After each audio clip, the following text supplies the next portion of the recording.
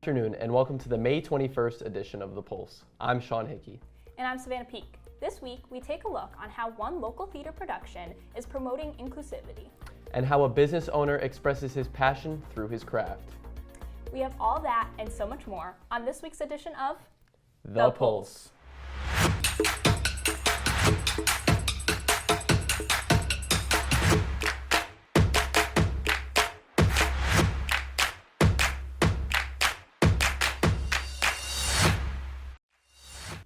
At Manchester's Cheney Hall, a special production of the Rocky Horror Show has been produced to create a more inclusive experience for our hearing-impaired community members.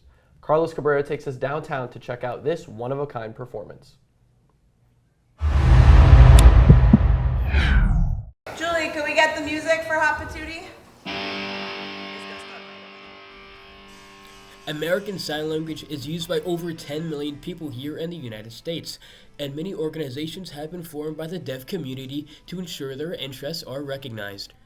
One of these organizations, the Connecticut Deaf Theater, is aimed at showing theatrical experiences showcasing American Sign Language and deaf culture. And here at Cheney Hall, they are preparing to do exactly that.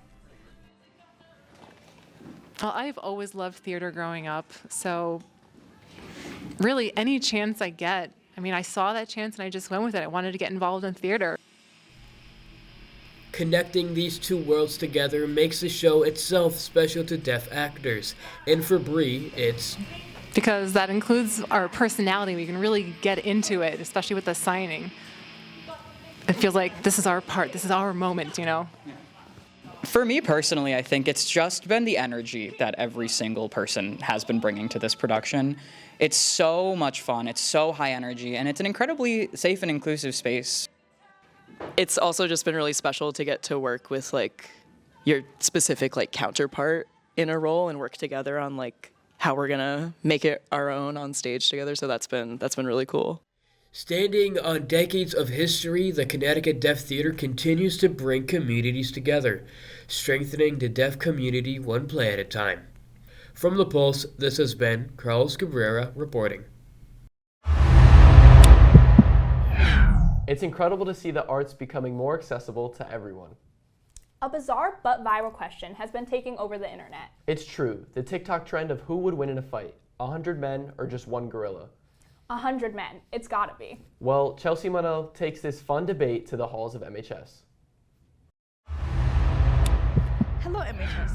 I'm Chelsea Manel, and today we'll be interviewing MHS students and challenging them with the question, 100 men versus one gorilla. Let's see what they think. 100 men versus one gorilla. Who is winning and why? I'll start with you. A gorilla. First of all, a gorilla can pick up 2,000 pounds. Okay. And a gorilla's bite force is actually 1,300 PSI, which equals to around 42,000 kilonewtons of force. I feel like if I'm in there, I'm gonna jump on the gorilla back and I'm gonna poke the eyes out. Once I poke the eyes out, it's over from there. We're gonna beat them up. 100 men, because the sheer brute strength of 100 men, all it takes is like 4 to take down one arm, 4 to take down another arm, 6 to take down a leg, you know what I'm saying? 100 men. 100 men. 100 men. Are you serious? Actually, wait, gorilla! The gorilla! Have them by their arm, go on top of them, you can beat them. It's easy. 100 men. What y'all not think about though? Wait, what y'all not think about though, right? 100 men. 100 men is weighted 20,000. 100 men is 20,000. 100 men, obviously. Because 100 men over one gorilla. 100 men is, it's happening. 100 men, one gorilla. Who is winning and why? The gorilla. The gorilla is using y'all as weapons. The first 50 y'all getting cooked up, y'all gonna be baseball bats. It's gonna be. You gotta understand, one gorilla, one silver, not even 5 John Jones can take down one silverback gorilla. We're saying 100 men. 100 men. John Jones. Men would win against the gorilla. I actually think I would win against the gorilla. Oh, wow. No, I think I would win. But yeah, the 100 men are definitely gonna get it, yeah. I ain't telling the gorillas about, okay, 100 men fight them. No, They're but still bro, not winning. You're saying it. I'm not dying. Wait. No, but listen, Wait, what's that? Oh, Josh is saying it as if it's like 100 10 games. people I'm not one by dying for my one. district. It's not 10 by 10.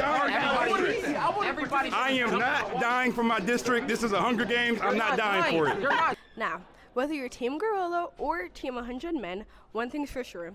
This school is full of people with strong opinions and even stronger delusions. From The Pulse, this has been If you Chelsea don't Noel punch harder than the gorilla, harder than the bullet, you're not gonna do enough damage to hurt it. How much is 100 people punching? 100, bro. Punching harder than the bullet. One gorilla. Max, our question. One gorilla, bro. Max, our question. Wait, 100 people are going to be punching a gorilla at once. I'm telling you, I'm still convinced. I've got to go with the men.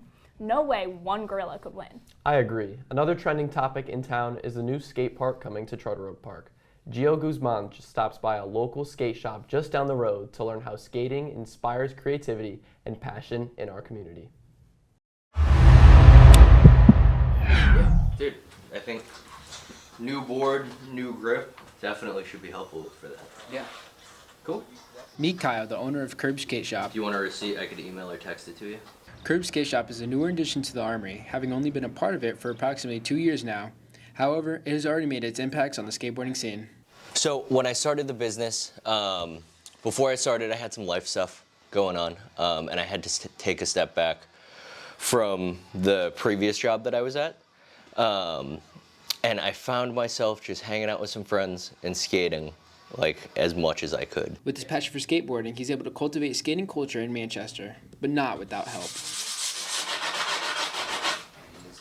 The skate shop's better than a franchise or commercial skate shop because it's local. Most of these brands are the homies. This shop may seem small, but the memories made through the boards sold at this establishment are long-lasting. So one of my favorite things that I get to do is when a customer comes in and it's their first setup, helping them find the board that's going to work best for them. If that's someone getting back into it after 20 years, or if it's a younger kid coming in for the very first setup. Tucked away in the Armory, the Curb Skate Shop is an authentic look into the skateboarding lifestyle, bringing in veteran and beginner skaters alike. From The Pulse has been Giovanni Guzman reporting. It's amazing to see how a simple dream can roll into reality. As the spring sports season winds down, our Flyby sports crew has challenged some of our top athletes at their own games. So let's head down to the fields and just see just how talented our MHS athletes really are. My name's Liam. And my name's Sam. And this is Flyby Sports. Today we're going against a varsity softball and baseball team. And then next, we're going against the varsity boys and girls tennis team. Let's get to it.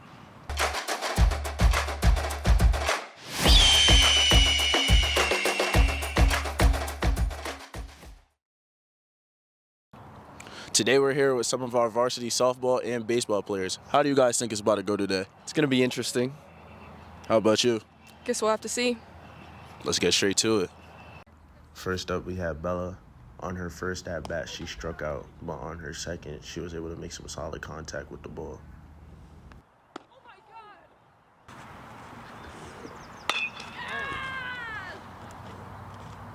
Second up, we have McKenna.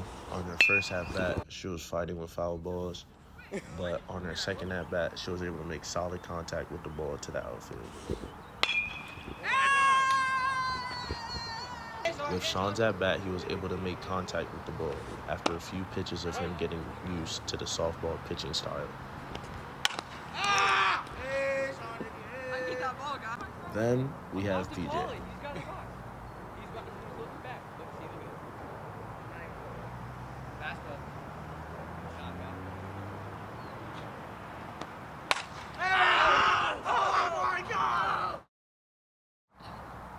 On Anthony's attempt, he made solid contact with the ball, but sadly it went straight into McKenna's glove, which would have been an out in the game. Liam struggled to find contact with hitting the ball, but after a few swings and misses, he was able to make contact. Sam had a difficult time finding his leverage and struck out every at-bat.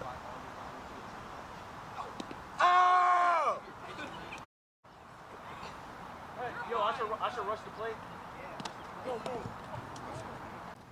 Well, that was a lot of fun. Personally, I think both sides won. How do you think it went, Sean? We definitely won. How do you think it went, Bella? They definitely did not win. Well, we're going to take it to Liam for tennis.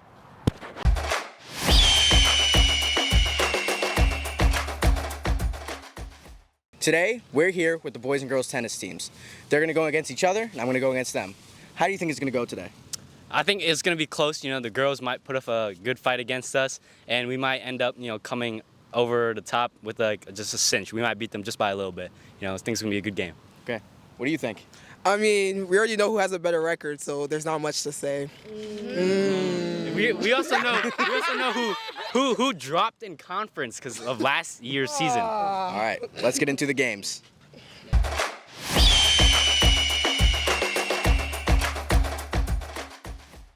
I'm going for aces every single time. I don't want to rally with them. I want to end it as soon as possible. First, we have Jaka and Jama versus Twan and Emmett. At first, Jaka and Jama were dominating, but Twan and Emmett brought it back and won the match.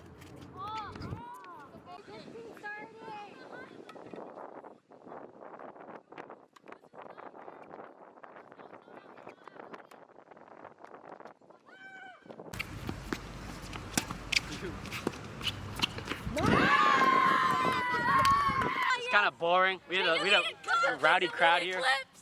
You know, we didn't have any fans here, but it's okay. We still come on top. It's all right. They deleted it. They did editing everything. They were trying to make the boys win. Oh my God, I know. Replay that. Crazy points.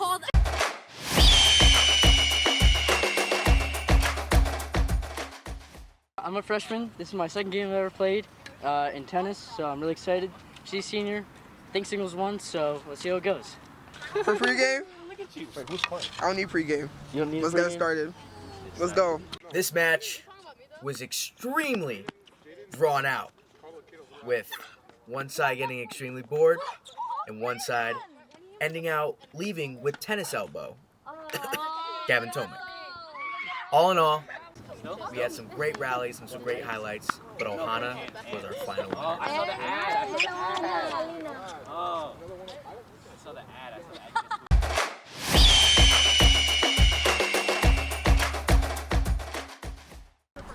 To give myself a chance, I went against Lan Feng, a freshman on the varsity girls team, and it went just as you expected. I lost. Ow! Ow! Ow!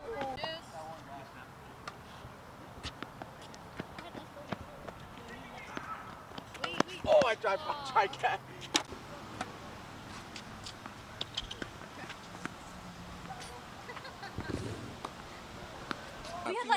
I think it went pretty good. I hit some solid serves. But honestly, you should stick to mini golf, to be honest. That was bad. Well, you see I've lost, but, we had a lot of fun. So how do you think today went, Twan? I think I did really well against Jama and Jaka, so I'm happy with my performance. It's okay. Ohana, how do you like your game today? I did very well. 163, like I said, the record shows. Yep. Well, it's been fun. This has been Flyby Sports. Let's just say our athletes are very talented. Flyby crew, not so much. Yikes, Liam. That swing was definitely one to forget. As the school year wraps up, juniors and underclassmen are beginning to plan for life after high school. Ariana Bradley catches up with Mr. Moyano to learn more about this year's College Application Summer Academy. My name is Luis Moyano, and I am the College and Career Readiness Liaison for the school. Perfect. And what do you do with that role?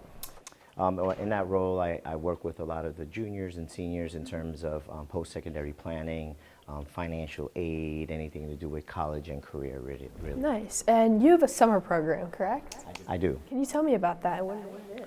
So the summer program is called CASA, and the acronym stands for College Application Summer Academy.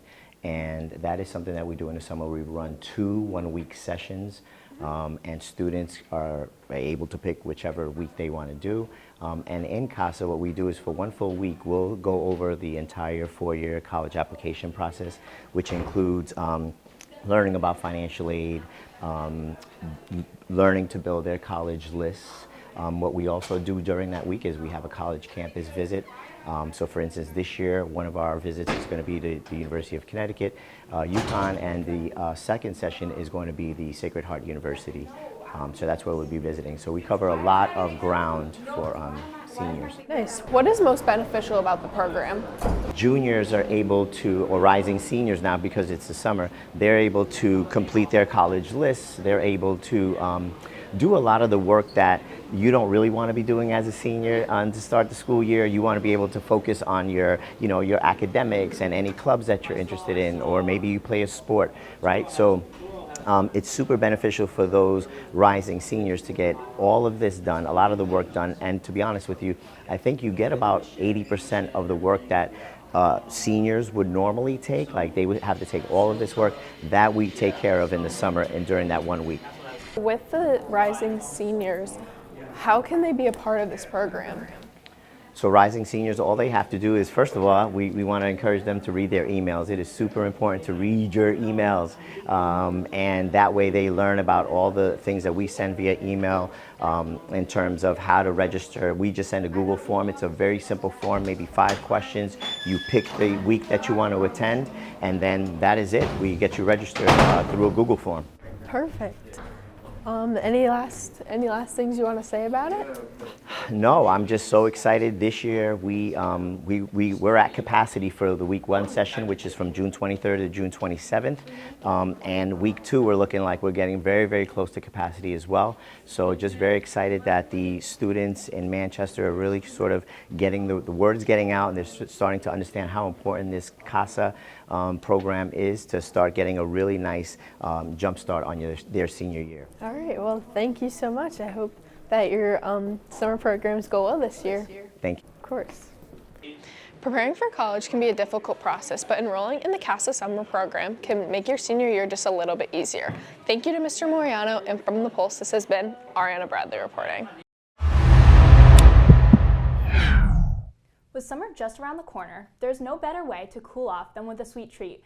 From classic soft serve to unique local flavors, Brianna Roy Espinoza checks out some of our local gems. Hey MHS, I'm Brianna Roy Espinoza, and since weather's getting warmer, today I'm on a mission to find the best ice cream spot in or around Manchester. Without further ado, let's go.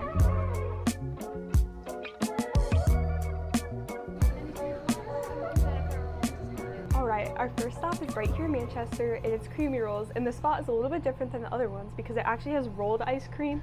I messed it up a little, but it's actually supposed to be like little rolls, and I got the monkey in around, which is banana and Nutella, so let's try it. That's very good. I love the combination of banana and Nutella. It's one of my favorite flavor combos. I'll give it an 8 out of 10.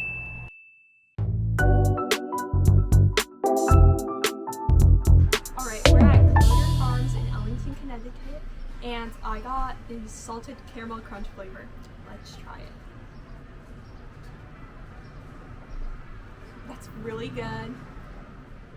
I just love caramel ice cream, and it's very good. The only downside is it's already melting and getting all over the place.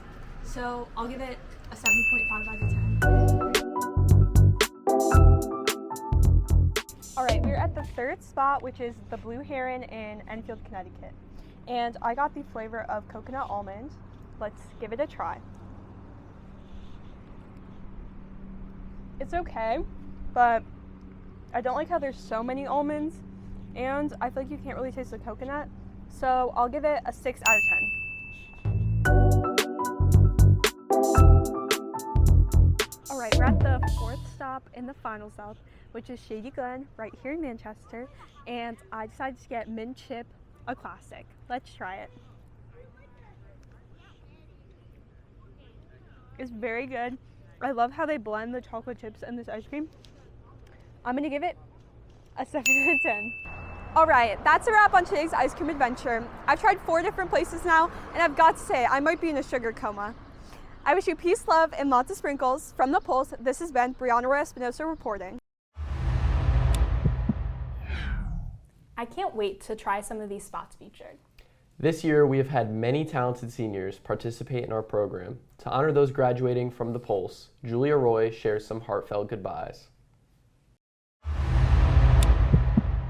This year is truly flying by, and as we wrap things up, I wanted to take a moment to recognize the seniors from the class of 2025 who are a part of our Period 7 broadcast journalism class.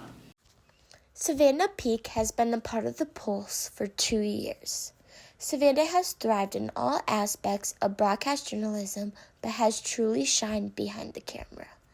Savannah will begin majoring in elementary education at Easton this fall. From the Pulse, this has been Savannah Peak reporting. Matthew Gomez is a first-year member of the Pulse who quickly learned recording and editing. His strong editing skills have been a huge help to all of his groups. This fall, Matthew will be studying nursing at Eastern. From the Pulse, this has been Matthew Gomez reporting. Logan Durante has been a part of the Pulse for 3 years. In his time on the Pulse, he has edited many stories, developing creative and compelling visuals. Logan will be going on to study communications at UConn in the fall. From the Pulse, this has been Logan Duarte reporting. Giovanni Guzman has been a part of the Pulse for 1 year. Gio has grown quickly, gaining editing skills that have made high-quality stories. Gio will be going to boot camp for the Marines after graduating from MHS. From the Pulse is Giovanni Guzman reporting. Ariana Bradley has been a part of the Pulse for 1 year. From her first time reporting, she has had a strong camera presence that shines through in every story she's a part of. Ariana is going to major in business administration at Easton this fall. From the Pulse, this has been Ariana Bradley reporting. Chelsea Manel has been a part of the Pulse for the past year. During that time, she has shown amazing growth with her reporting skills that stands out in every story she's involved in. This fall, Chelsea will be attending Quinnipiac University to study health science. From Manchester, this has been Chelsea Mill reporting. Julian Ortiz has been a part of the Pulse for 2 years.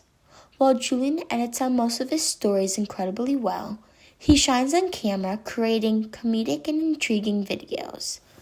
Julian will be studying business at University of Alabama. From the Pulse has been Julian Ortiz reporting. PJ Ortiz has been a part of the Pulse for 2 years. Behind it on camera, PJ has shown great skill, supporting all of his classmates on all stories he works on. PJ will be majoring in health science and will be doing baseball at Eastern. From the Pulse, this has been PJ Ortiz reporting. Anthony Osella has been a part of the Pulse for 2 years. Anthony has plenty of skills, working wonderfully hard, editing all stories to be compelling to view. Anthony will go on to study finance and will be playing baseball at Elms College. From the Pulse, this has been Anthony Osella reporting. Brianna Roy Espinoza has been a vital part of the Pulse for 3 years, becoming one of our Period 7 directors for the 24-25 school year. Brianna not only works hard to make the Pulse compelling and organized, but she thrives on camera with a radiant personality while she reports. Brianna will head to UConn for marketing this fall. From the Pulse, this has been Brianna Roy Espinosa reporting. Sean Hickey has had a strong role in the Pulse for 3 years, becoming another one of our Period 7 directors this year. Sean works in all areas of the Pulse and puts his skills forward to help everyone in class improve their skills and work to the best of their abilities. From the Pulse, this has been Sean Hickey reporting. Well, Manchester, that's all the stories we have for you this week. Be sure to follow us on Instagram at MHS_television and visit our website at mhstelevision.com for all the latest episodes of The Pulse. Thanks for joining us. I'm Sean Hickey. And I'm Savannah Peak. This has been The Pulse.